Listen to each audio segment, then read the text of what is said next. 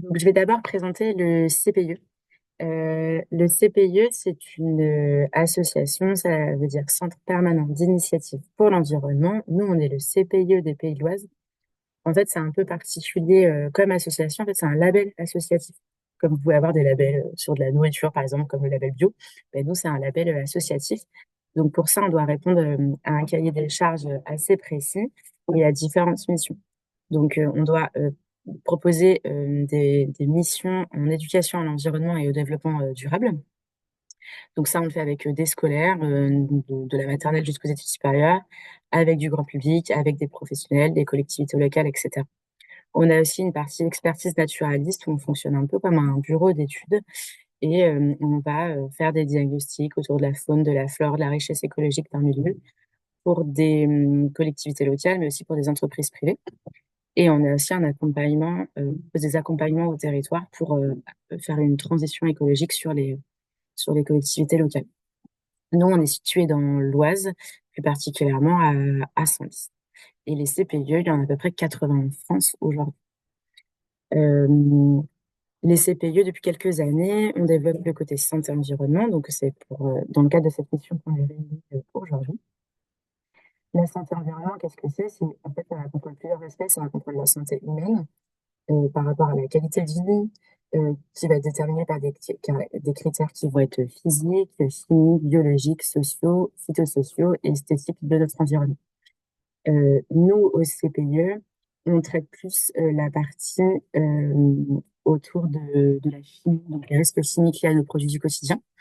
Euh, et on fait ça via des sensibilisations, donc soit via des ateliers en présentiel, des conférences, des webinaires, et on a aussi des publications et réalise aussi des stands. Tout ça est possible gratuitement pour vous grâce au soutien financier de la DREAL des Hauts-de-France, qui nous finance dans le cadre du plan régional de santé environnement. Du coup, je vais arrêter le partage d'écran et je vais laisser la main maintenant à Christelle qui va se présenter et commencer à rentrer dans le vif du sujet.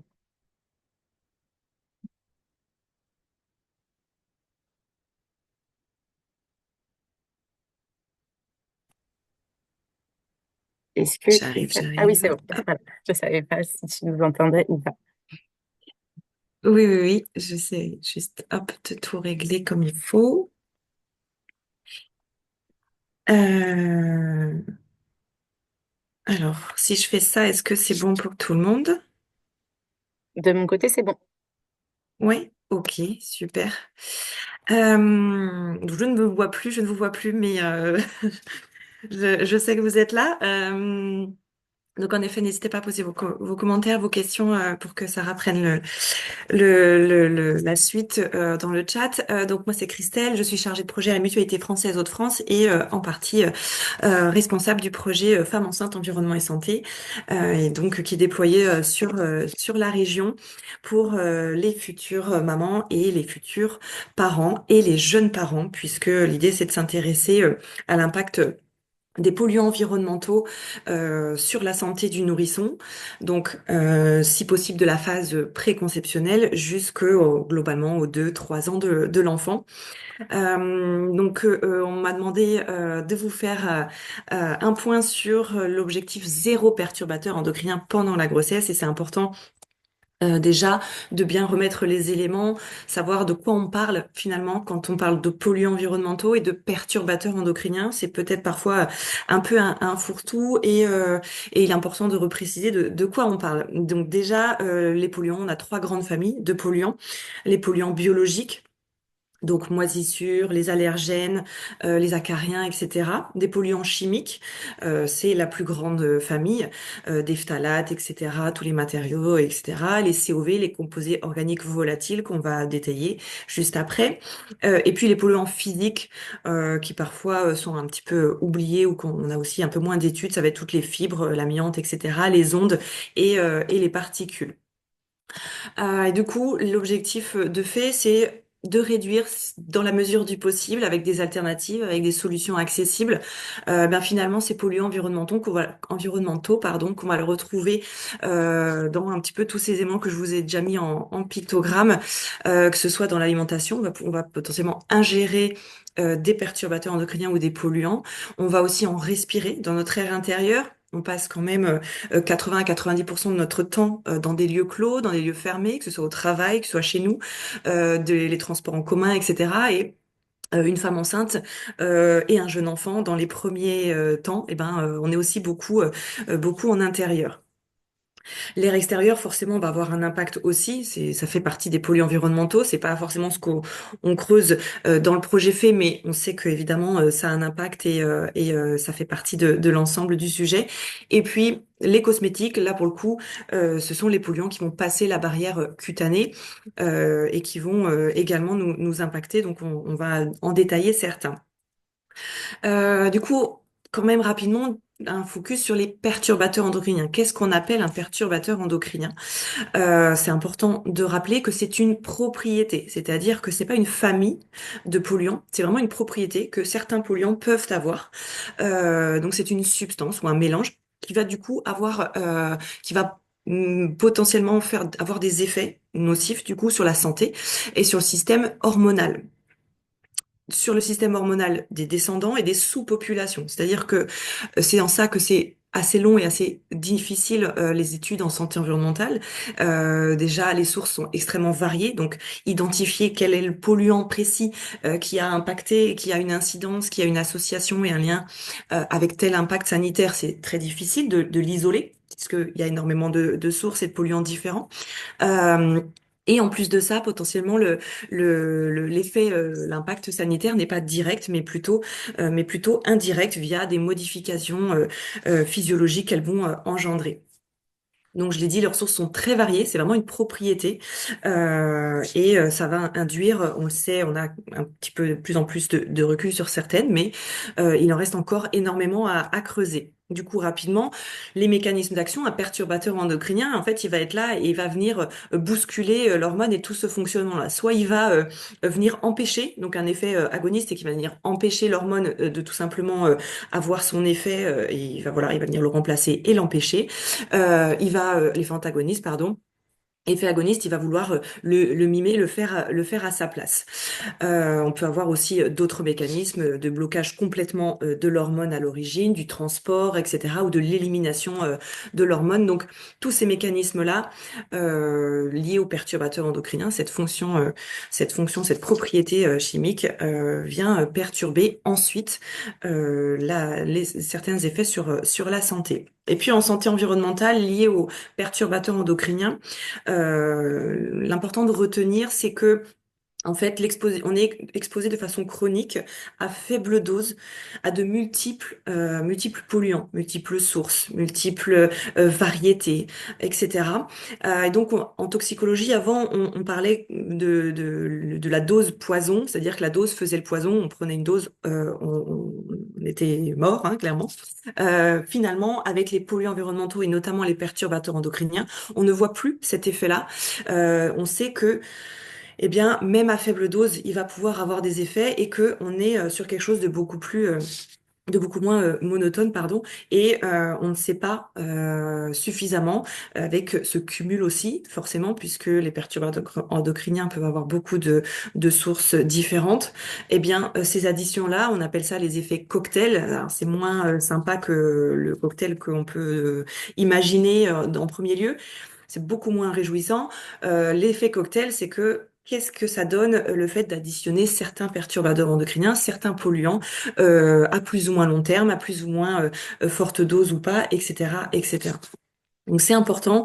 L'idée, c'est de voir dans notre environnement quotidien où est-ce qu'ils peuvent se cacher et du coup ensuite, avec certains gestes accessibles, de pouvoir réduire notre exposition et notre imprégnation. Alors pourquoi on s'intéresse aux femmes enceintes et allaitantes? Bah parce qu'une femme enceinte va changer d'activité par moment, d'habitude. Alors à la fois ça peut être des vrais changements d'habitude et potentiellement justement c'est une période d'opportunité d'aller vers certains autres comportements, de se dire je vais prendre un peu plus soin de moi, je veux prendre soin de mon bébé, donc je veux faire attention à certaines choses que peut-être avant je ne faisais pas spécialement attention, mais c'est aussi quand même d'autres activités potentiellement à risque. On va faire la chambre du nourrisson, la décoration, etc., des travaux, montage de meubles potentiellement neufs, etc., des déménagements.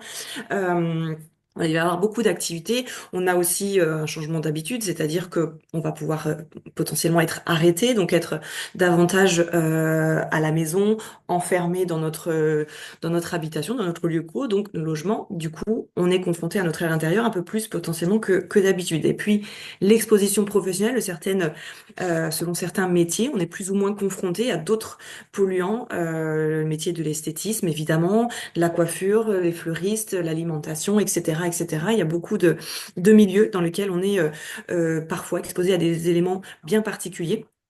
Et on sait que des polluants traversent la barrière placentaire, donc c'est l'intérêt pour nous de nous pencher sur ces publics-là. Et puis pareil, eh bien on sait que des polluants sont retrouvés dans le lait maternel, donc, l'idée, c'est de poursuivre cet accompagnement-là, ce changement potentiellement d'habitude et de réduire au maximum notre imprégnation, notre exposition. Maintenant, on sait toujours que la balance bénéfice-risque sera toujours en faveur, évidemment, de l'allaitement maternel. Et puis ensuite, pourquoi s'intéresser aux nourrissons? Du fait de leur petite taille, ils mettent tout à la bouche, ils sont au ras du sol, donc proches des poussières, proches des sols qui vont être parfois en matière plastique, etc. Ils vont avoir aussi un environnement potentiellement très plastique, très phthalate, les jouets, les ustensiles, etc.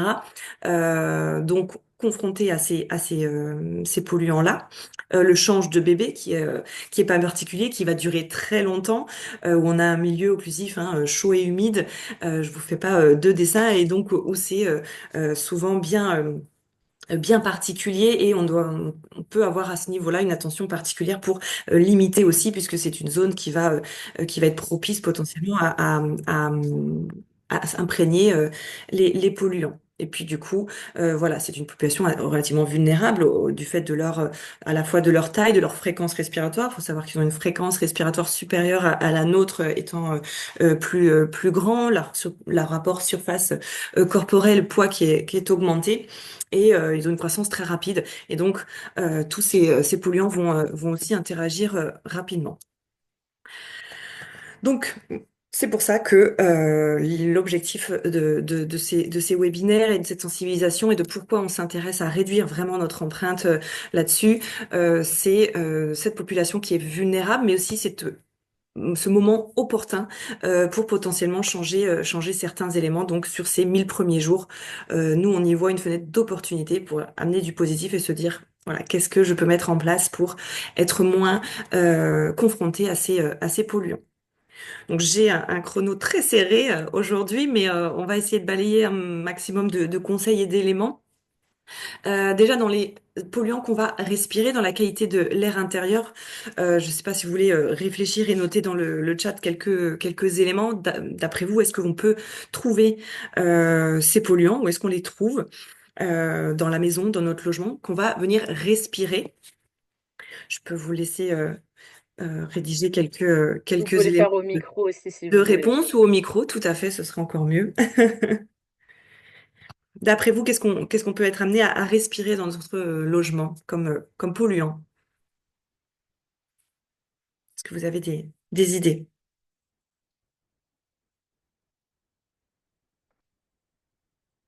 Sarah, si tu veux me lire des réponses ou Je crois qu'elles si sont timides elles sont timides pour l'instant. et Bon, elles n'ont pas écrit. la prochaine, la prochaine Céline qui question. nous dit dans les savons. Dans les savons, ok?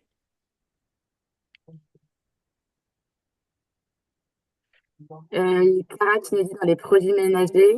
Mhm, Qui nous dit la vaisselle de bébé. ok, ça marche. Alors là, on va d'abord être vraiment sur ce qu'on respire. Du coup, J'ai autre chose. euh, les Les produits meubles, ménagers. j'ai les meubles et les ingrédients des produits de beauté aussi en Oui, réponse. super, merci. Du coup, ce qu'on respire principalement vont venir les produits ménagers, très bien, c'est l'une des principales sources selon les produits qu'on utilise, évidemment. Mais ça va être, ils vont contenir pas mal de polluants. Globalement, déjà, ce qu'on appelle les polluants dans l'air intérieur, ce sont des COV, donc des composés organiques volatiles, et comme leur nom l'indique, ils ont une grande volatilité, donc voilà, même à température ambiante, etc., on va y être confronté très fréquemment. Et puis parfois, justement, certaines variations et de température et d'humidité vont aussi les faire évoluer dans notre logement. Donc, je l'ai dit, on passe beaucoup de temps dans ces lieux clos. On a eu depuis plusieurs années, et heureusement à la fois, une politique d'isolation des logements qui est très intéressante, mais aussi de calfeutrage. On veut venir calfeutrer sous les portes, au-dessus des fenêtres, etc. On ne veut pas sentir de pseudo petits courants d'air. Or, cette circulation de l'air, il est extrêmement important. Il est fait de façon naturelle. Ce n'est pas ça qui va refroidir votre logement ou vous faire une déperdition, voilà, au-dessus des Velux, etc., sous les portes. C'est très important de laisser cet air circuler. Puisque on a énormément de sources de pollution. Si je peux en citer quelques-unes, alors le tabac reste la première source de pollution forcément, puisque rien que à lui seul, la fumée de tabac contient énormément de substances, dont 50 substances cancérigènes, etc. Donc forcément, ça reste le premier grand polluant. Mais si on n'est pas fumeur, bon bah on n'est pas concerné. Et viennent ensuite beaucoup d'autres sources. L'humidité, elle va être une source de pollution puisque derrière l'humidité, on va potentiellement créer des moisissures, on va amener des champignons, etc., des polluants biologiques qui eux vont être des polluants, d'accord? Donc l'humidité, déjà nous-mêmes dans nos logements, on va créer de l'humidité la nuit en dormant, la journée, on peut télétravailler comme par exemple maintenant, on va parler, etc. Évidemment, toutes les activités de cuisson, de cuisine, de ménage, de douche, de bain et de séchage de linge, tout ça va alimenter l'humidité. Donc on détaillera un peu après. Tout ce qui va être tissu, les moquettes, les tapis, les canapés, etc. Voilà, différents le rideau, etc. qui vont, eux, capter les COV puis les relâcher. Ça va être un peu des nids à poussière. C'est pour ça que bien souvent, dans la chambre de bébé, demande de limiter toutes les sources de tissu parce qu'en fait, ça va être potentiellement, déjà, ça peut être un peu dangereux si c'est accessible à bébé déjà, mais au-delà de ça, ce sont des sources de fibres avec voilà qui vont retenir les poussières et dans les poussières, c'est là qu'on relève énormément de COV. Et puis moquettes, tapis, etc. On va retrouver les solvants, les cols qui sont euh, problématiques. Le mobilier neuf, je suis sûre que vous avez euh, potentiellement relevé fait cette expérience de rentrer dans un commerce de meubles. Il y a une odeur particulière, ou quand on ouvre un carton d'un meuble neuf, il y a une odeur particulière. Voilà. Et ben là, ça, ce sont des COV, ce sont les gaz qui émettent de ces boulots agglomérés, etc. Et donc le mobilier, notamment neuf évidemment, relargue beaucoup de COV aussi. Et puis chauffage, les chauffe-eau, selon comment on l'entretient, on va parler aussi du monoxyde de carbone potentiellement. Les plantes peuvent être source aussi, mais source aussi de moisissures selon comment on les entretient, si on en a beaucoup, etc., etc. Et puis celle qu'on cite aussi quand même parfois assez souvent. Ça va être les parfums d'ambiance, les encens, les bougies parfumées, etc. On peut en être friand et bon là, rien que la combustion, on est sur de la fumée et puis ensuite les parfums utilisés ou les huiles essentielles chauffées ou non, etc., etc. Vont être aussi source de polluants ou même polluants eux-mêmes.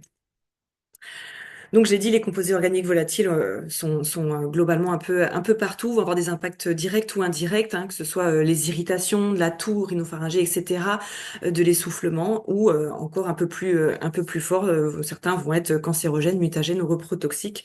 On en verra certains notamment dans les produits ménagers. Du coup, le premier conseil qu'on retient, qu'on essaye de faire retenir sur le projet fait, ça va être d'aérer. Il n'y aura pas meilleure solution que d'aérer son logement pour évacuer et renouveler l'air, évacuer les polluants un maximum et renouveler l'air. J'anticipe, même si il neige dehors, même si il pleut des cordes dehors, voilà, même s'il fait -6, etc., etc. On aère 2 fois par jour au moins une fois, mais 2 fois par jour, c'est l'idéal. Si possible, le matin au réveil et le soir avant d'aller se coucher. Parce que le soir, on a passé beaucoup d'heures dans le logement, potentiellement. Déjà, il y a eu beaucoup d'activités dans le logement. Et puis le matin, ben, on vient de passer X heures dans la chambre qui du coup a une concentration aussi assez élevée et d'humidité et autres. Donc on ne fait pas son lit et puis on aère en cherchant à faire un courant d'air. On ne laisse pas en oscillobattant uniquement, mais on cherche à faire un courant d'air. Alors selon le logement, c'est plus ou moins facile, mais on est sur 5 à 10 minutes. Donc on n'a pas peur de réchauffer, de refroidir, pardon, surtout en ce moment, de refroidir son logement, d'avoir une facture d'électricité ou de gaz qui va exploser. Non, ça n'a pas le temps de refroidir l'ensemble du logement. Au contraire, ça peut être que bénéfique. Euh, Encore plus si on a un logement un peu humide, l'aérer régulièrement. On le laisse pas constamment ouvert, surtout quand on est en hiver avec des journées un peu humides. Mais l'aérer simplement avec un courant d'air va faire varier le taux d'humidité, va le faire baisser. Et un logement moins humide est beaucoup plus facile à chauffer. Et là, on trouve des effets positifs sur la facture pour le coup. Donc le monoxyde de carbone, rapidement, c'est l'un des premiers aussi polluants et pour le coup potentiellement extrêmement dangereux, voire dramatique du coup, qui vient d'une mauvaise installation ou d'un mauvais entretien. Donc on fait vérifier à minima une fois par an son équipement. Pardon. Idem pour les ramonages, on est vigilant sur les chauffages d'appoint qu'on n'utilise jamais en continu et surtout on va aérer ensuite. Et en termes d'aération, de ventilation, toujours avoir ce système de ventilation, je l'ai dit tout à l'heure avec le calfeutrage, mais d'être vigilant sur les grilles d'aération, de ventilation, qu'elles ne soient pas obstruées, on ne les bouge pas, même si on pense sentir un petit courant d'air. Ce courant d'air est extrêmement important. Le tabac, très rapidement, c'est 4000 substances, hein, donc 500 cancérogènes. Tabagisme passif, le fumeur n'est pas là. Nous sommes pas fumeurs, mais forcément, on va transporter cette fumée. Il va être au contact des autres. Et puis, on parle maintenant, je ne sais pas si vous avez déjà entendu ce terme, de tabagisme ultra passif, c'est-à-dire que le fumeur n'est plus dans la pièce, n'est plus même pas forcément là depuis plusieurs heures. Cependant, eh bien, on relève que les tissus, les meubles, les sols, les murs vont capter et puis ensuite relarguer de la fumée, de tabac, nicotine, etc. Et du coup, on est sur un tabagisme ultra passif. On l'a relevé pour quelques exemples dans trois différentes études, que ce soit des salles de cinéma, où on relevait un taux important, que ce soit dans des relargages, même après 2 mois, dans des appartements habités par des fumeurs, et puis en unité de soins intensifs néonatal, où malgré les soignants et les parents se lavaient les mains, on en relevait dans les urines des bébés, parce que donc sur la couveuse et jusque dans l'urine des bébés. Donc, on voit que ça laisse des traces et on est sur voilà des nitrosamines qui sont cancérigènes et mutagènes. Donc vraiment, c'est bannir évidemment autour de la femme enceinte et la maison le tabac. Essayer d'être vraiment à l'extérieur, pas simplement à la fenêtre, avec un vêtement dédié qu'on va laisser dans une pièce aussi dédiée. Concernant bébé, l'arrivée de bébé, quelques mois avant, etc., l'aménagement de la chambre, c'est souvent un grand sujet. Là aussi, on va tenter de trouver des astuces pour limiter notre exposition dans tout ce qui va être bricolage et aménagement, puisque les perturbateurs endocriniens potentiels ou les polluants, on va les retrouver dans des vernis, dans des peintures, des résines, le mobilier, je l'ai dit tout à l'heure, ou d'autres matériaux de construction, de décoration. On va parler de benzène, de formaldéhyde, de plomb potentiellement, de phtalate, etc. euh, qui vont avoir plusieurs effets. Par exemple, les phtalates, en effet, ont été classés perturbateurs endocriniens, notamment. D'autres, comme le formaldéhyde et le benzène, vont être cancérigènes et mutagènes, et d'autres toxiques, reprotoxiques, pardon. Du coup, pour la préparation de la chambre de bébé, dans la mesure du possible, évidemment, en fonction de ce qu'on peut faire, la future mère, la femme allaitante, pardon, doivent éviter de participer aux travaux d'aménagement, ou alors on s'équipe énormément, mais dans la mesure du possible, on reste éloigné, ou on fait ça le plus tôt possible. Et ensuite, évidemment, dans l'idéal, on laisse la chambre bien s'aérer régulièrement pour pouvoir attendre et mettre bébé plus tard dans sa chambre qui est potentiellement refaite. avec le cododo, on peut arriver à grignoter quelques semaines et quelques mois, donc ça peut être intéressant de ce côté-là. Et puis, on peut trouver, s'orienter vers des matériaux moins polluants. Vous pouvez identifier avec ces logos-là, ces labels, et notamment le label, voilà, émissions dans l'air intérieur à plus. Vous pouvez identifier des produits qui vont émettre moins. Ça n'empêche qu'ils vont émettre un petit peu quand même. Et puis que pendant cette activité-là, pendant que je bricole, j'aère ensuite aussi et régulièrement. Et donc évidemment, dans le terme, dans l'aménagement de bébé, on va se tourner un maximum vers des mobiliers de seconde main parce qu'ils auront relargué déjà pendant longtemps bien avant. Donc on ne sera plus sur ces problématiques-là. Il y a simplement le matelas qu'on va, par raison de sécurité, d'entretien, le choisir neuf, mais ou en tout cas quasi neuf, mais tout ce qui est mobilier, hein, la table à langer, etc., on peut largement potentiellement se tourner vers de l'occasion qui aura du coup dégazé, j'allais dire, bien avant que dans cette chambre-là. Je poursuis sur la température et l'humidité. Je l'ai dit tout à l'heure, il y a beaucoup d'activités des occupants qui vont pouvoir en émettre et la faire modifier, mais la caractéristique du logement aussi, forcément, et puis de l'extérieur, des infiltrations potentielles, des fissures, etc. Une famille de 4 personnes produit quand même entre 10 et 20 litres de vapeur d'eau par jour. C'est pas rien. Si en plus, à côté de ça, on n'aère pas spécialement, on va ajouter certaines activités et notre ventilation n'est pas optimale. L'idéal, c'est de trouver notre zone optimum entre 40 et 60%. Avant, ça va être très sec. On va le sentir des fois au réveil. On va être assez embêté au niveau de la gorge, des voies respiratoires. Et on va être sur du développement de certaines bactéries, certains virus, etc. Et par contre, pareil, au-dessus de 60%, bah, on va être sur développement toujours de bactéries, virus potentiels, et de champignons pour le coup aussi. Et on va être également assez embêté et obstrué. Donc, l'idéal, c'est de trouver cette zone optimale. Et pour ça, l'un des tops qu'on conseille dans la liste de naissance, par exemple, ou des achats pour le coup indispensables ou presque, pour les futurs parents, c'est un thermohygromètre qui va mesurer et la température de la pièce. On a toujours un peu peur que bébé est trop chaud et trop froid, etc. On a parfois du mal à savoir selon les logements. On n'a pas toujours les indications partout. Le thermohygromètre va vous donner la température et l'humidité dans cette pièce. C'est un petit appareil qui est pas plus gros que ça, qui coûte une dizaine d'euros. Et puis vous pourrez en plus le déplacer, l'emmener en vacances, etc. Donc c'est pour le coup, c'est vraiment un petit achat très utile qui va vous permettre de dire, mince, là je suis un peu trop haut, je vais déjà aérer. Et puis, si ça suffit pas, je vais peut-être chercher pourquoi mon air est trop humide. Ou au contraire, si c'est trop sec, j'aère quand même déjà. Et puis ensuite, pareil, je cherche un petit peu la cause. Et là, pour le coup, quand c'est trop sec, c'est un peu plus facile. On a juste à mettre un petit récipient d'eau.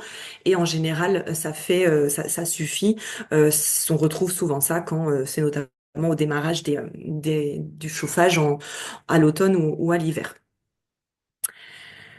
Les produits entretien, du coup, que vous avez cités tout à l'heure, je ne sais pas si ce pictogramme vous parle, si vous êtes déjà tombé dessus. Il est entre guillemets nouveau, alors de moins en moins nouveau, mais quand même, c'est peut-être euh, parmi ceux qu'on connaît le moins. Euh, donc, nuit gravement à la santé, puisqu'il concerne des produits qui vont être avec des substances cancérigènes, mutagènes et reprotoxiques. Donc, ils peuvent provoquer cancer, modifier l'ADN, etc. et peut nuire à la fertilité, entre autres. Donc, on peut le retrouver sur des produits ménagers, des produits de bricolage aussi. Et comme vous le voyez là, sur une prise anti-moustique et moustique tigre, par exemple. Où là, clairement, où c'est quelque chose qu'on va brancher sur la prise, qu'on va laisser diffuser. Parfois, on continue. Et donc là, on est en alerte sur ce genre de produits qui ont une forte incidence en termes de perturbateurs endocriniens sur la santé humaine et pour l'environnement. Donc les produits d'entretien, c'est vrai que c'est vraiment la grande famille avec l'ensemble de potentiels produits. En plus de ça, on peut en avoir au contact sur les mains puisque on se rappelle, bébé met les mains partout et se balade à quatre pattes. Donc on lave le sol. Avec quoi on lave le sol? On lave les tables basses, etc. Si je lave le sol à la javel et que bébé crapahute après par terre, ça va être problématique. On va s'en retrouver sur les doigts, etc. C'est la même chose avec d'autres désinfectants. Donc déjà, on a en effet 3 familles, les détergents, donc savon, nettoyant. purement, les détergents désinfectants, donc ils vont faire un peu les deux, et puis les uniquement désinfectants. Faut bien savoir que souvent un désinfectant ne nettoie pas, c'est-à-dire qu'ils n'ont pas euh, les mêmes propriétés, ils n'ont pas la même nature, d'accord? Donc bien souvent, le détergent, le nettoyant simple va suffire. L'action mécanique, même à l'époque en période de Covid, de virus, etc., on voulait tout désinfecter. Sauf que si on ne nettoie pas, finalement, le virus reste par là, donc on va casser un peu sa membrane, mais on va pas vraiment agir, d'accord? C'était un peu le même principe que avec le gel hydroalcoolique qui désinfecte, donc qui tue une partie des microbes, etc. Mais on n'a pas l'entièreté de l'action et qui faudrait déjà nettoyer, se nettoyer les mains. Donc les détergents, on peut avoir finalement dans nos placards quasiment uniquement voilà, du savon noir ou un nettoyant simple, obligé de surdésinfecter notre logement. On peut avoir un alcool ménager à 70 degrés par exemple qui va désinfecter et qui est sans aucun risque, qui coûte bien moins cher aussi que les autres produits bien souvent. Et on va pouvoir du coup, en cas de gastro à la maison, de grippe, etc., où on veut passer sur les poignets et autres, les sanitaires, un petit coup. Mais globalement, on peut se tenir à ces éléments-là, puisque une action mécanique d'un nettoyant va bien suffire souvent à casser les membranes des bactéries, des virus, etc. Et puis, vous voyez, on va du coup s'éloigner un peu de ces perturbateurs endocriniens suspectés, les phtalates, le triclosan, etc. Le limonène aussi, qui est un sensibilisant cutané, qu'on retrouve dans quasiment tous les produits cosmétiques aussi. Donc, l'idée dans les produits d'entretien, c'est d'en limiter leur nombre. Plus on en a, plus forcément tous ces petits noms que vous voyez là, bah, vont être cumulés. Et dans les produits, et on va les respirer, et on va potentiellement en avoir plein les mains, et bébé va potentiellement les ingérer aussi. Donc nous, souvent, on aime bien dire que 5 produits peuvent suffire. Évidemment, vinaigre blanc qui ne nettoie pas, mais qui va être quand même très intéressant. Le bicarbonate de soude qui va être intéressant pour le four, pour les odeurs, etc. On va avoir l'alcool ménager 70, je disais, pour désinfecter. Le savon noir pour nettoyer, on peut se faire un multi-usage pour le plan de travail, les sanitaires, etc. Et puis avoir la même chose pour les sols. Et le cinquième, ça peut être les cristaux de soude, si on a envie d'avoir quelque chose pour le coup pour les sanitaires, pour faire une lessive maison, etc. Toute simple avec ces mêmes ingrédients. Ensuite, vous pouvez savoir que si vous avez un balai à vapeur, la vapeur va désinfecter. Donc la vapeur d'eau, il n'y a pas besoin d'ajouter quoi que ce soit. Votre balai vapeur désinfectera les sols. On a la question de Lucille qui demande, en cas de grippe, quoi utiliser pour nettoyer pour pas qu'elle se propage. Oui. Alors, bien souvent, on va être tenté de vouloir un peu désinfecter aussi l'air intérieur. Déjà, j'ai pas sous la main le produit, mais on retrouve en pharmacie des airs, etc. Déjà, ça, c'est un grand nom. À aucun moment, on a pu prouver qu'on pouvait désinfecter l'air intérieur. Donc ça, c'est pas possible et on s'en passe. Et au contraire, c'est très irritant. Ça va être déjà d'être sur un nettoyer, donc d'avoir du savon noir multi-usage, c'est-à-dire tout simplement dilué dans l'eau avec un petit spray. Je nettoie un maximum les surfaces et ensuite on se lave les mains tous très régulièrement. Et puis en termes de désinfection, donc des poignées et puis des sanitaires et autres. On peut se tourner vers l'alcool ménager 70. Maintenant, la grippe, bronchite, etc. euh, mince, ma connexion était instable, ça fonctionne toujours? Oui. On t'entend toujours, hein, oui. Oui, ok, pardon, comme j'ai eu un petit message. Ça va être volatile, ça va être par les postillons, etc. On n'y pourra pas grand-chose là pour le coup. On est sur un d'autres domaines et ça peut être, bah voilà, selon les membres du foyer, en effet, porter les masques, etc. On est là-dessus, hein, mais en termes de désinfection, on n'en fait pas trop parce que de toute façon, finalement, ça sera plus dommageable qu'autre chose parce qu'on va pas spécialement lutter contre le virus qui est présent dans la maison. Par contre, on va aérer pour qu'il soit chassé, qu'on ait une bonne aération du logement. Ça, c'est efficace.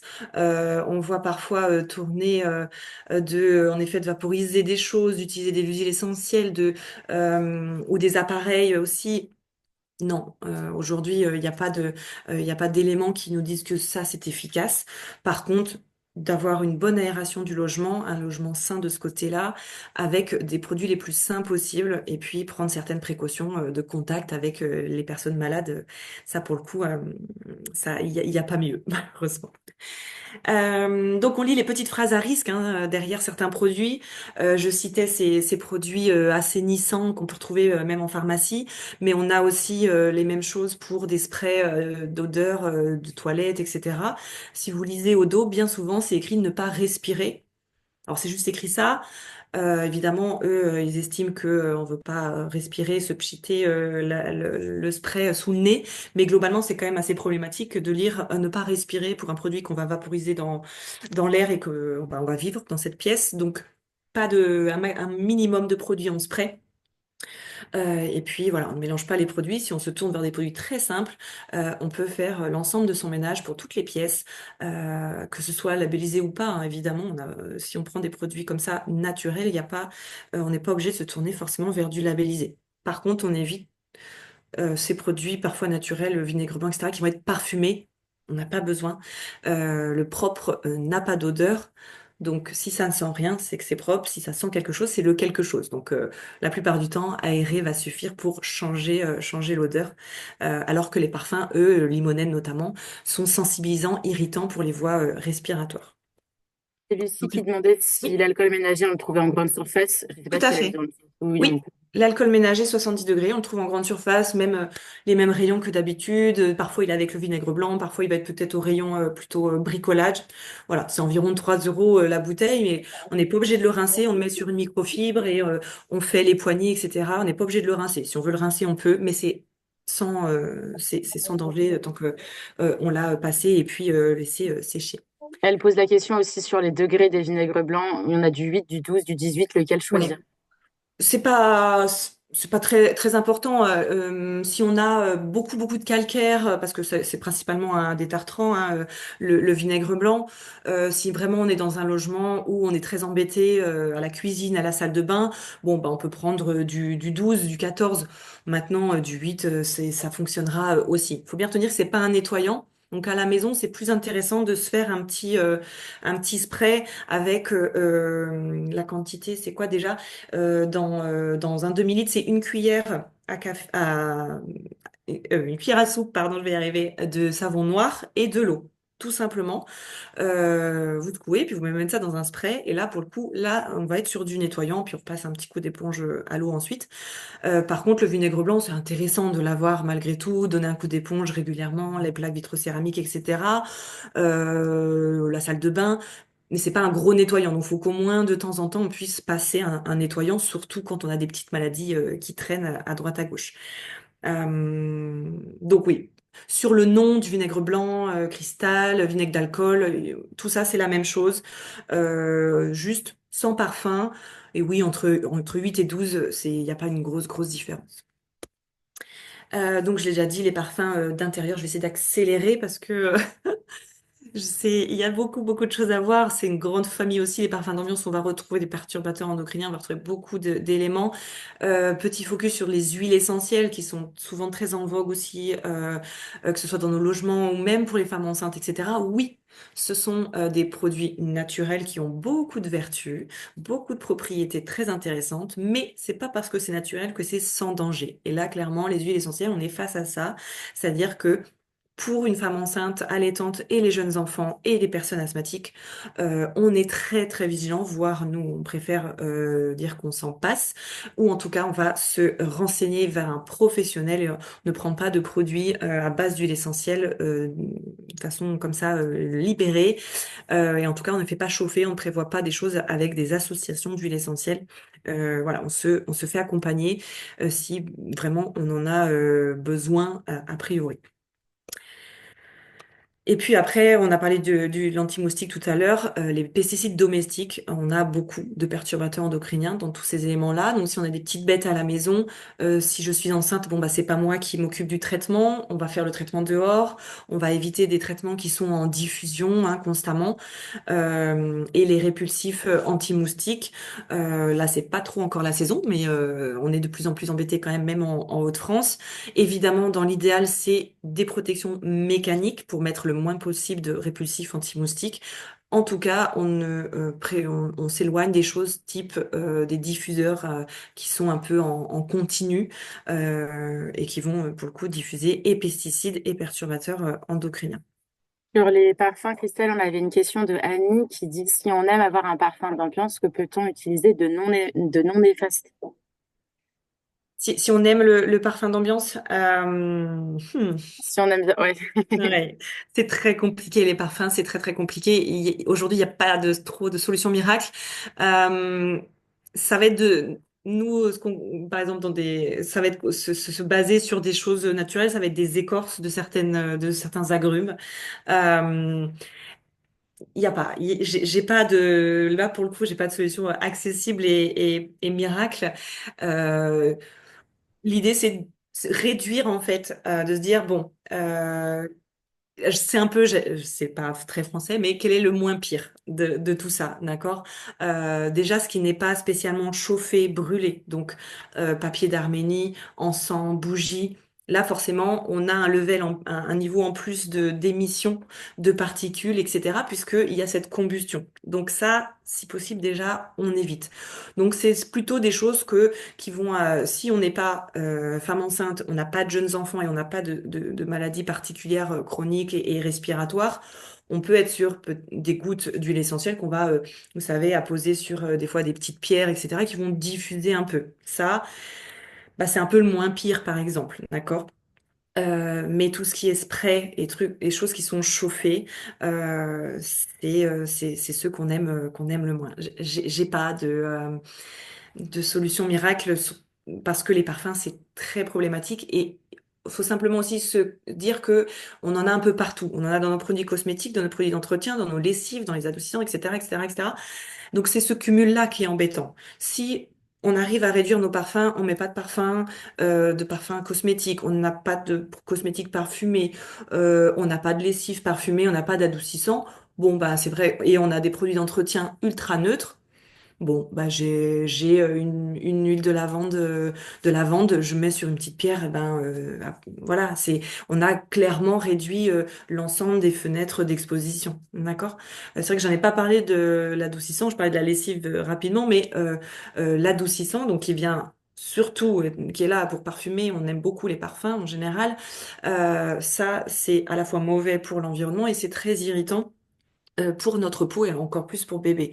Donc ça, on s'en passe, on fait des économies, on réutilise le même vinaigre blanc dans la machine à laver, ça va faire du bien à la machine à laver et surtout ça fait du bien au linge, ça fait le même effet et on n'a pas ce parfum en plus. Euh, donc on se tourne pas spécialement vers des lessives bébés, étiquetées bébés, qui vont parfois coûter cher, etc. Ça n'a pas d'intérêt. On peut prendre la même lessive. Par contre, dans l'idéal, on fait baisser cette imprégnation de parfum et donc l'adoucissant, on peut faire quelques économies et points positifs pour la santé de ce côté-là. J'espère que j'ai répondu à la question, même si j'ai pas spécialement de solution miracle, malheureusement. Euh, Voilà, du coup, également, en termes de solutions, privilégier l'aspirateur avec un filtre HEPA, qui est maintenant, normalement, sauf les très très anciens, c'est toujours le cas. Et puis, de laver à l'eau de temps à autre, ça va permettre de bien tasser et prendre la poussière et ne pas la volatiliser. Et utiliser des microfibres également. On n'a pas besoin de spray anti-poussière, etc., qui sont nocifs. Rapidement, si on me laisse quelques minutes encore. Ça, oui. Pardon, j'avais plus à cliquer sur le micro. Oui, oui, c'est bon. Et comme je disais, s'il y a des personnes qui doivent partir, c'est Oui, enregistré oui, oui. d'enverrai la salle. J'accélère un peu et puis voilà, comme ça il y aura un replay complet. Donc rapidement les cosmétiques, hein, une femme enceinte quotidiennement, faut savoir qu'elle va en utiliser beaucoup, enfin, en moyenne plus qu'une femme lambda. On a tout ça comme cosmétique. Donc une femme lambda, pas enceinte, va être sur une moyenne de 16 par jour. Pour une femme enceinte, ça, on va passer à 18. Donc les cosmétiques, c'est quoi? Ça va du vernis à ongles, au lait, au dentifrice, au shampoing, au l'après-shampoing, au baume à lèvres, etc., etc., etc. Pour les quantifier, hein, il fallait chiffrer ce qu'on utilisait une fois par jour, une fois tous les 2 jours, une fois par semaine, etc. Et puis ça fait une moyenne. On tombe sur ces chiffres-là. Et pour bébé, on est quand même à 6 produits cosmétiques utilisés en moyenne quotidiennement. Donc c'est beaucoup pour faire le tri dans les produits cosmétiques, parce que c'est clairement une source de perturbateurs endocriniens, c'est vrai, parmi les premiers lesquels on pense, mais aussi d'allergènes et de substances problématiques. Voilà, on peut se fier aux listings C qui sont certes souvent assez nébuleuses pour nous, c'est pas toujours très clair. Là, on vous a mis quelques indications. Déjà, les premiers ingrédients, donc les 4 premiers, sont généralement ceux qui composent la grande majorité du produit. Puis ensuite, ça décline fortement. Il faut savoir qu'à partir de 1%, les industriels peuvent mélanger l'ordre d'apparition des ingrédients. Donc, par exemple, j'ai un produit à l'aloe vera, je dis n'importe quoi, à l'aloe vera, mais donc c'est étiqueté aloe vera, etc., etc. Mais il y en a que 0,2%. Potentiellement, il va être mis avant un colorant ou un allergène, un parfum, alors que sa quantité de ce parfum sera supérieure à l'aloe vera. Mais voilà, pour tricher et gagner un peu de place, à partir de 1%, ils peuvent faire ce qu'ils veulent. Donc, selon ce qu'on achète comme produit, si on veut, voilà, un masque pour les cheveux avec du beurre de karité et que le beurre de karité arrive quasiment en dernier, on peut se dire qu'il n'y a pas beaucoup de beurre karité dans ce produit-là. C'est un petit peu l'idée. Et puis après, les mots en on vont être des silicones. Les substances en latin, produits naturels et souvent extraits des plantes, sauf pour la paraffine, notamment les dérivés de la pétrochimie. Les termes en anglais vont être des substances chimiques. Et puis la plupart des ingrédients écrits en majuscules vont être néfastes et sur la santé et sur l'environnement, euh, ou l'un ou l'autre. Donc ils sont aussi à repérer. Pour le coup, c'est plus facile. On n'a pas spécialement besoin de savoir ce que c'est, mais l'idée, c'est d'essayer de les limiter. La bonne nouvelle, pour vous faire très rapide sur cette étude, sur 100 jeunes filles qui utilisaient des produits régulièrement, on a voulu voir si en quelques jours, eh bien, on pouvait baisser notre imprégnation, et les résultats sont plutôt très intéressants. Elles ont simplement changé de produit, donc crème de jour, maquillage, parfum, en prenant les mêmes, mais sans parabènes, sans triclosan, sans bisphénol 3 et sans euh, phtalate, je vais y arriver. Benzophénone 3, pardon, je dis bisphénol, pas n'importe quoi. Eh bien, on voit que à part pour les phtalates, pourquoi les phtalates? C'est parce qu'on en retrouve beaucoup dans notre intérieur, donc c'est plus difficile de les faire baisser uniquement à travers les cosmétiques.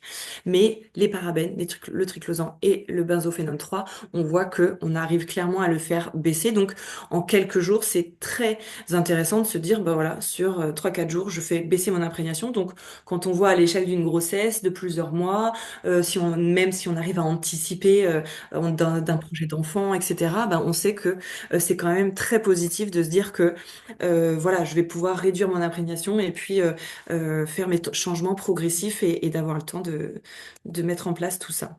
Donc pour hiérarchiser ces cosmétiques, pardon, on va réfléchir à l'utiliser. Est-ce que j'en ai vraiment besoin?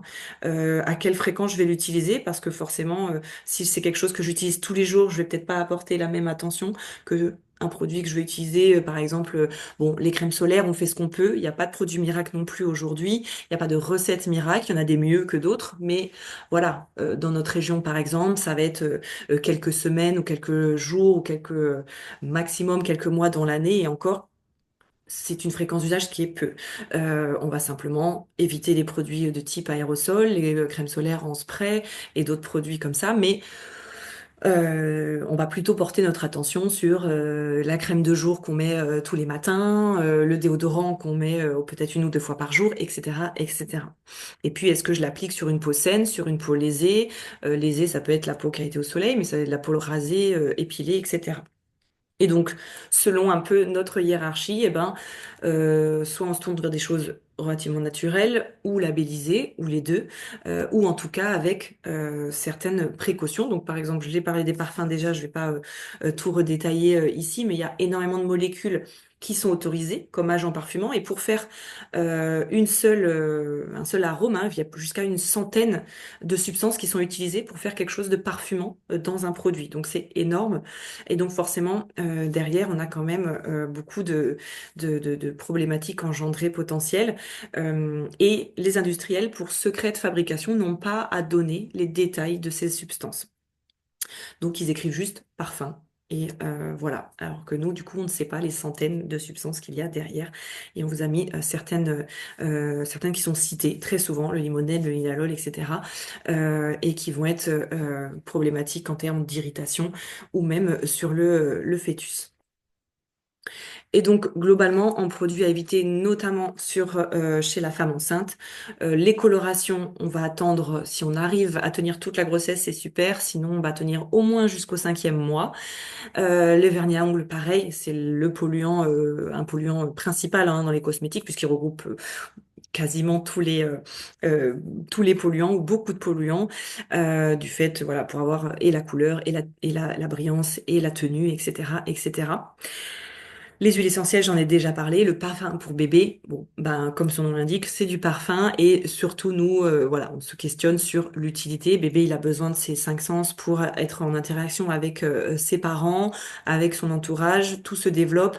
Il n'a pas besoin de parfum parasite, d'autant plus s'il en a potentiellement dans les autres produits. Donc ça, ce n'est pas le super cadeau à mettre et ou à offrir. On a une Oui, question sur les colorations de l'huissier. oui. On demande le henné est-il une bonne alternative? Ouais, il peut être une bonne alternative en effet. C'est simplement, alors que ce soit henné ou coloration végétale, la coloration végétale n'est pas encore très encadrée et réglementée. Donc on peut trouver un peu de tout. C'est ça qui est un petit peu gênant. Donc on vérifie la composition et le vrai henné auquel on n'a pas de souci, c'est les colorations végétales qu'on va trouver en poudre. Euh, donc voilà, après, ça a d'autres inconvénients, c'est un peu moins pratique, ça n'a pas forcément les mêmes effets, etc. Mais ça, en effet, on est sur des plus de tranquillité de ce côté-là. Mais en tout cas, vigilance sur les packaging végétal, etc. Parce que c'est pas encadré du tout. Donc, si on veut poursuivre les colorations, on essaye quand même de mettre le nez dans la liste d'ingrédients, si on y arrive à décrypter, ou en effet se tourner vers des éléments plus en poudre et en regardant bien qu'il n'y ait quasiment que ça dedans. Donc les produits en spray, je l'ai dit, le problème des sprays, c'est qu'on va se polluer deux fois. On va l'appliquer sur la peau, donc il va passer la barrière de la peau. Hein. Un déodorant en spray, par exemple, va passer la barrière de la peau et en plus de ça, on va le respirer. Donc on se pollue deux fois.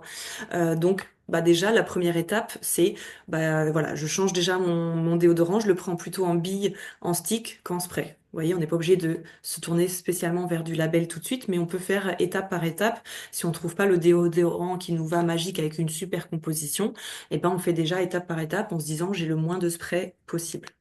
Pareil pour les produits sans rinçage, des crèmes, des laits pour le corps, etc. Voilà, est-ce que c'est parfumé ou pas? Est-ce que j'en ai besoin ou pas? Les huiles végétales, là pour le coup, sont une super réponse à ces produits sans rinçage. Des huiles végétales toutes simples. Elles vont être aussi bien OK pour bébé que pour démaquiller, que pour se nourrir la peau. On peut varier. Huile végétale de jojoba, d'abricot, calendula, etc. C'est des super réponses que ce soit pour des petits massages avec bébé, donc nourrir la peau doucement, et au moins on n'est sur aucun parfum, aucune problématique, et on peut utiliser la même huile pour se démaquiller. Et ça va nourrir en plus la peau. Donc ça, c'est vraiment une super réponse ultra saine aux produits sans rinçage. Et voilà, vu que ça fait un petit peu toute la famille potentiellement, on n'est pas sur un gros changement dans le budget. Le change rapidement, puisque c'est quand même une exposition pour les jeunes enfants aux cosmétiques qui est très importante potentiellement. C'est une peau, certes, qui a beau être mature, on a une immaturité fonctionnelle, hein, notamment du foie, des reins, etc., qui prend plus de temps. Donc, il faut être vigilant avec tout ce qui passe la barrière cutanée. Et puis, bah, la zone du siège, on va être sur une absorption importante. Donc on va pareil hiérarchiser ce qu'on va appliquer, parce qu'on va quand même appliquer longtemps, peut-être potentiellement jusqu'à 3 ans ou plus, euh, des produits qui sont bien souvent sans rinçage, qui sont très souvent parfumés et qui ont beaucoup de conservateurs. Donc on choisit les choses les plus courtes, les ingrédients les plus courts sans parfum, et l'idéal c'est l'eau. et ou du savon sur gras. Donc la couche, on a du pipi, on rince à l'eau.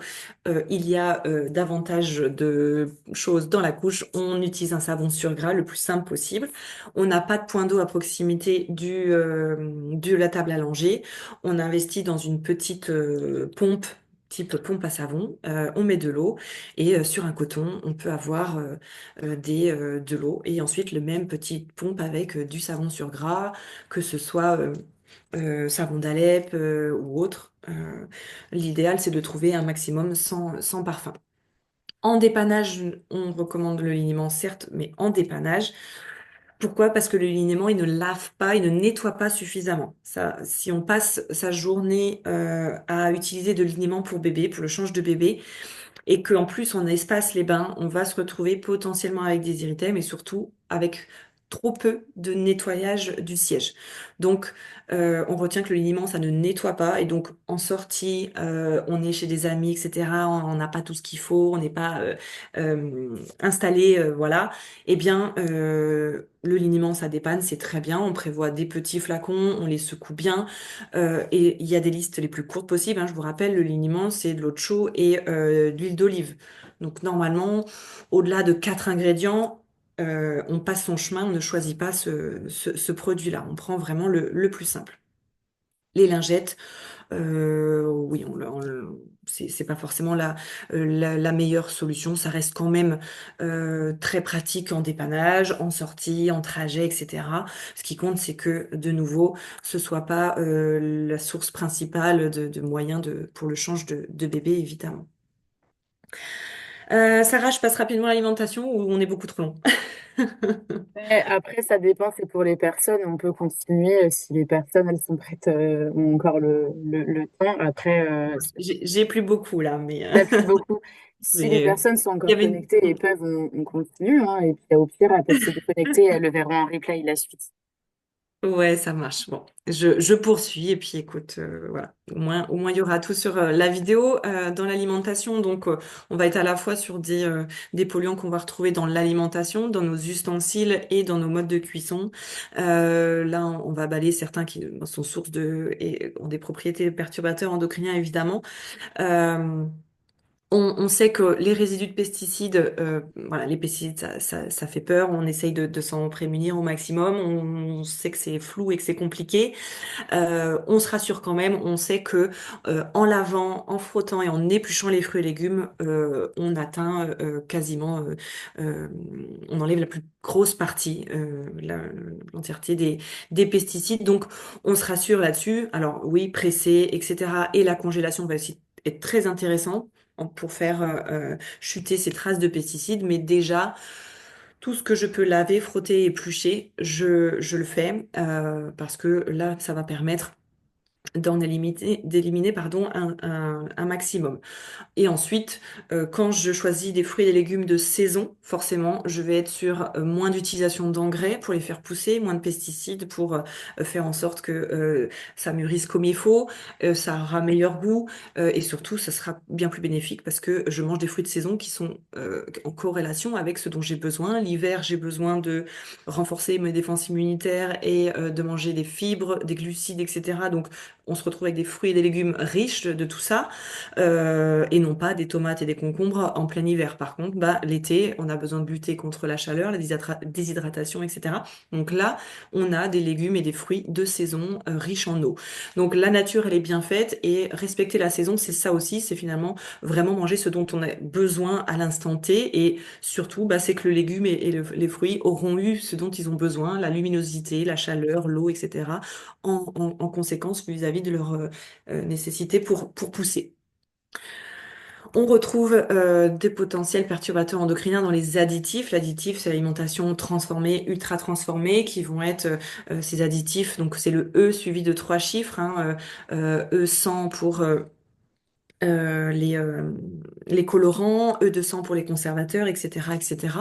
En France, il y en a à peu près 350 d'autorisés sur le marché pour dans l'alimentation transformée. Pareil, on en a, si vous regardez les derniers logos, donc l'alimentation bio, l'alimentation des jeunes enfants ou l'alimentation des jeunes enfants bio, vous voyez qu'on est sur une toute petite enveloppe d'additifs autorisés. Il y a des additifs d'ailleurs naturels et sans danger qui sont autorisés. C'est ceux-là notamment qui sont concernés dans le label bio. Et globalement, l'alimentation infantile en termes d'additifs, on peut parfois en avoir un peu peur. Il ne faut pas, elle est de très bonne qualité. Donc, on culpabilise pas d'acheter des petits pots bio ou pas pour l'enfant parce que c'est adapté. L'important, c'est de les varier, de varier la marque, de varier évidemment les saveurs, les recettes. Pourquoi? Bah, c'est ça qui va faire aussi varier les différents potentiels additifs. Mais dans l'alimentation infantile, comme dans l'alimentation bio, on a toute une partie des additifs problématiques qui sont interdits et les pesticides qui sont à taux zéro. Donc, on peut être clairement rassuré là-dessus. Et par exemple, lesquels sont interdits, les colorants et les aspartames, les édulcorants, en lisant aspartame, les édulcorants intenses sont interdits également dans ces types d'alimentation-là. Donc, on est plutôt rassuré de ce côté-là. Bah voilà, pardon, j'ai un petit peu anticipé sur ma diapo, donc l'alimentation infantile qui est de bonne qualité. Et puis pour cuisiner, ça c'est une source assez importante de perturbateurs endocriniens. Il y a des solutions qui existent, heureusement. Donc pour cuisiner, hein, je parle bien de chauffer, etc. Voilà notre classement. Ce qu'on va éviter, ça va être tout ce qui est à base d'aluminium, des moules en aluminium, mais aussi des poêles qui vont être en aluminium, donc bien souvent plus légères, etc., et qui vont avoir un revêtement anti-adhésif. Donc les PFOA, maintenant le PFOA c'est interdit, c'est pour ça que c'est écrit partout, mais il est remplacé par les PFOS, les PFTE, etc., donc les perfluorés, qui sont des polluants éternels et qui sont relativement problématiques. Donc tout ce qui va être revêtement anti-adhésif, c'est vrai que c'est pas trop nos amis. On va voir un petit peu comment les adapter. Les silicones également, le silicone qui est un matériau peu inerte, donc du coup qui n'est pas très stable et qui migre dans l'alimentation. Pareil pour les bisphénols, bisphénol A, bisphénol S, etc. dans les plastiques. Ceux qui sont en balance, où on va dire ça dépend, tout ce qui va être céramique, pierre, granit, où finalement c'est pas bien ce qui se cache derrière. Bien souvent, il y a une base en aluminium, il y a un revêtement anti-adhésif. Donc, bon, ça tendrait à dire vers plutôt le rouge, mais c'est vrai que leur matériau est assez flou. Et puis la terre cuite achetée en Europe, etc. C'est pas émaillé, il n'y a pas de souci, mais sinon. C'est vrai que selon où on s'approvisionne, et notamment dans des éléments, avec des éléments très artisanaux, on peut se retrouver tout simplement avec des réglementations hors Union européenne et donc des matériaux qu'on pourrait retrouver dans cette terre cuite, du plomb notamment, par exemple. Ceux vers lesquels on va se tourner, l'inox qui est très stable, qui dure dans le temps. Donc parfois oui, la batterie de cuisine est un peu plus chère, mais tout ce qui va être casserole, marmite, etc. en inox, ça dure. On peut gratter si ça a accroché, etc. Il n'y a pas de problème, ce qui n'est pas le cas pour le reste. La fonte, pareil, la vraie fonte des grands-parents. Qui va être à culotter, donc avec un petit peu d'huile, etc. quand on a fait fini la nettoyer, mais c'est très lourd, on va pas tout le temps cuisiner tous les jours dans la fonte, donc c'est pas évident. Par contre, le verre, pareil, matériau très stable, que ce soit pour du chaud, du froid, le four, etc. Ça peut même remplacer un moule à gâteau. Voilà, si tous vos moules sont en silicone ou en aluminium, on peut peut-être ceux d'aluminium s'en débarrasser. On peut garder les silicones de temps en temps, parce qu'encore une fois, ça va être une histoire de fréquence. Si vous faites des gâteaux tous les jours, on va réfléchir à une alternative. Si on fait un ou deux gâteaux par mois, on n'est pas face à une grosse exposition, d'accord? Mais en effet, le plat en verre peut être une très bonne alternative pour faire un gâteau au four et ça marche très bien. Il y a une question sur ce que tu penses par rapport au plat en fer blanc. Bah, tant que c'est que du fer, le fer, il n'y a aucun problème. Au contraire, bien souvent, on va potentiellement en manquer, notamment pendant la grossesse. Donc, le fer, il n'y a aucun problème. Ce qui compte, c'est sur les verres, on va parler de fonte, c'est la fonte, c'est du fer, pardon. Euh, Qu'est-ce que je voulais dire? Oui, ça va être une question d'émaillage ou qu'il n'y ait pas de revêtement. Alors tout à l'heure, je crois qu'on citait la vaisselle de bébé au tout départ. Du coup, ça tombe très bien. C'est une des dernières diapos. J'espère que la personne n'est pas partie ou pourra voir le replay. La vaisselle de bébé, déjà, ça peut attendre bien souvent, sauf pour la partie biberon, mais j'y viens. Ça peut attendre dans le sens où on peut très largement utiliser ce qu'on a à la maison, les bols, etc., en céramique, en porcelaine et en verre, etc., hein. On n'a pas besoin tout de suite d'avoir le petit nounours au fond de l'assiette. La vaisselle, on va se diriger vers des choses, oui, qui cassent potentiellement, mais il y a des astuces. On peut trouver des ventouses en silicone qui accrochent, etc. La fibre de bambou. Donc bien souvent, ça va ressembler au bambou, mais si c'est pas écrit 100% bambou, c'est que c'est de la fibre de bambou mélangée à la mélamine. Et donc là, on est aussi sur la mélamine qui s'échappe et qui est potentiellement perturbateur endocrinien avec le formaldéhyde également. Donc depuis 2021, on n'en trouve plus. Mais on trouve encore du mélaminé qui est problématique aussi. Par contre, vous pouvez potentiellement trouver du 100% bambou, mais c'est pas évident d'en trouver, d'être sûr que c'est uniquement du bambou. Concernant le biberon, évidemment, dans l'idéal, c'est en verre, puisqu'en plastique, d'autant plus si c'est chauffé, le plastique va migrer dans le lait, dans la préparation, dans le biberon, etc. Il existe des housses de protection si on a peur que ça casse. On peut se dire aussi que dans les premiers mois, on est relativement tranquille parce que c'est l'adulte qui va porter le biberon, donc ce n'est pas lourd pour bébé. Normalement, on arrive un peu mieux à éviter la casse. Voilà, on peut tenter comme ça des alternatives ou aussi de prévoir voilà, le biberon, certes, le biberon d'eau peut, pourquoi pas, être en plastique, qui va peut-être, l'enfant va peut-être davantage le manipuler garder, privilégier le biberon en verre pour les autres biberons. Il existe aussi des biberons en inox. Bon, je recommande pas spécialement parce que bien souvent ils n'ont pas cette facilité de voir le contenu, donc voilà, c'est pas forcément très pratique.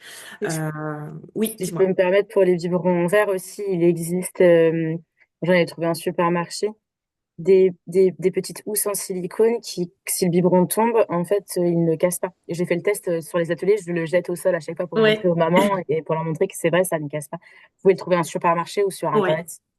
Tout à fait. Oui, oui, voilà. Je pense il faut tenter l'expérience. À la maison, j'ai tenté. Le seul que j'ai cassé, enfin, c'est moi qui l'ai cassé. Donc voilà, comme quoi on peut leur remettre sur le dos que les enfants cassent tout, mais c'est pas forcément le cas. Mais voilà, du coup, même pour la vaisselle, il y a des choses pour les accrocher. Donc tenter l'expérience d'avoir un assortiment, ceux aussi en format un peu de triangle. J'ai pas fait le test, mais a priori, serait aussi un peu moins fragile. Voilà pour ma part. Je, je vais essayer de retourner sur la vidéo. Est-ce que j'ai partagé les... Oui, l'écran est toujours là. Voilà, bon, on est sur C'est fait pour toi, c'est une... bon, viens, arrête le partage. Oui. T'as coupé? Ah oui, nickel. Oui, enfin, j'ai coupé le partage d'écran, Le mais t'es partage, oui, toujours là. super. Merci. Très bien, merci. Est-ce Donc, qu'il y a des si jamais il y a questions? d'autres questions, j'ai encore quelques minutes, évidemment. Euh, Vous pouvez poser c'est les riche, questions à hein. l'oral avec votre micro si vous voulez, ou sinon l'écrire et je le répète. Mais oui, c'est un sujet complexe, donc c'est pas facile de saisir le timing, je sais bien.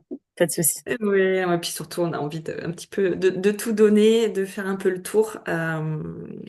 Mais du coup, il y aura le prochain live aussi, donc Pour c'est répondre très à bien. Eve pour le replay, moi je vais vous envoyer un lien pour que vous puissiez le regarder. Et, ça sera enregistré sur YouTube et je communiquerai aussi sur les réseaux sociaux. Il y aura un lien sur Facebook, Instagram. Mais vous, par mail, vu que vous avez assisté, je vous enverrai le lien direct. Est-ce qu'il y a des questions sur le contenu de ce que Christelle vous a apporté ou pas? Merci Lucille qui dit très intéressant. Merci beaucoup. Merci à vous. Très intéressant. Merci beaucoup pour cette présentation riche en connaissances. Merci beaucoup de Clara aussi. Merci. Est-ce qu'il y a d'autres vidéos? Oui, il y en a une autre qui est prévue. Je retrouve mon agenda. Le mois prochain, Mars. Oui. au mois de mars. Le 13 mars, ça va être autour des accessoires de puériculture, jouets et couches. Du coup, la communication, ça ferait aussi sur les réseaux sociaux, donc vous pourrez vous inscrire à ce moment-là. Je vais pas tarder à lancer la publicité à ce niveau-là.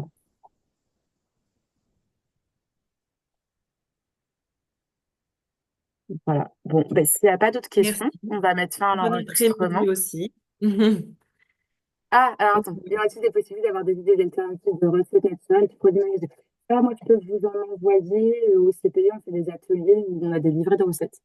Donc, je pourrais vous les envoyer si vous voulez. Je sais pas si toi, t'en as de ton côté. Oui, j'en ai aussi. Je peux te partager ceux que j'ai aussi. Ok, ben, je pourrais vous partager ça à toutes les participantes par mail, les recettes du CPIE et les recettes de la mutualité française. Oui, je vous enverrai le lien et vous pourrez le diffuser à votre T2 sans souci, Eve. Et puis sur la page, les réseaux sociaux faits, ils peuvent retrouver aussi beaucoup de conseils, de recettes, etc. Facebook, c'est Projet Fait. Et sur Instagram, c'est Fait, Fees, pour PB. Voilà. Ah oui, Eve, elle n'était pas là au début, elle demandait ce que c'est mes projets faits, point d'interrogation. Oui, Et femme enceinte, environnement et santé. Ouais. c'est un programme, justement, tapez ça sur Internet, vous aurez toutes les explications. Elle a présenté rapidement au début du replay, sinon au début du webinaire. Donc, vous pourrez avoir les informations au replay, Eve. Ouais. Projetfait.fr, c'est un projet sur la région de formation, de formation, de sensibilisation des pros de santé et puis du grand public, du coup. Voilà. Ok, bon, ben, je pense qu'on va pouvoir Très bien. mettre ça au webinaire. Merci beaucoup encore une fois, Parfait. pour ton intervention. Merci Sarah. Merci. Merci à toutes les personnes qui se Et- sont connectées et puis au plaisir de vous retrouver sur un Mm. prochain webinaire. Merci. Bon après-midi. Bon après-midi, au revoir, merci.